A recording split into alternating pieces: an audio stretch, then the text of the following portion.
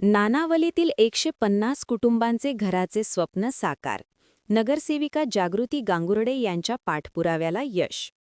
नाशिकच्या नानावली परिसरातील 150 कष्टकरी कुटुंबांना रमजान ईदच्या निमित्ताने हक्काच्या घराची मोठी भेट म्हणजेच ईदी मिळाली आहे.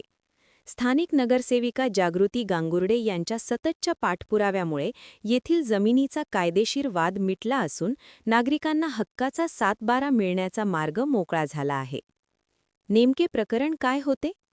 येथील उदासीन पंचायती आखाड्याच्या मालकीच्या जागेवर 150 गरीब नागरिकांनी प्लॉट खरेदी केले होते.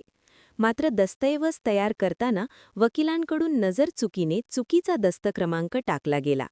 या तांत्रिक चुकीमुळे हे सर्व व्यवहार बोगस असल्याची अफवा पसरली व नागरिकांमध्ये घबराट निर्माण झाली होती. बातमीतील प्रमुख मुद्दे. गैरसमज दूर. आखाड्याच्या महंतांनी स्वतः स्पष्ट केले आहे की गोपाळ केशव जाधव आणि त्यांच्या सहकाऱ्यांनी केलेले सर्व व्यवहार व मुखत्यारपत्र पूर्णपणे कायदेशीर आहेत. रजिस्ट्रेशनचा खर्च. नागरिकांकडे मागण्यात आलेली 1,30,000 रुपयांची रक्कम ही कोणतीही फसवणूक नसून ती कायदेशीर रजिस्ट्रेशन आणि 7/12 प्रक्रियेसाठीचा शासकीय खर्च आहे. नगरसेविकेचा लढा. संभ्रमाच्या काळात नगरसेविका जागृती गांगुर्डे यांनी नागरिकांना धीर दिला आणि प्रशासनाकडे तगादा लावून ही तांत्रिक चूक सुधारून घेतली. पुढे काय होणार? कागदपत्रांवरील चुकीचा दस्तक्रमांक दुरुस्त करण्यात आला आहे.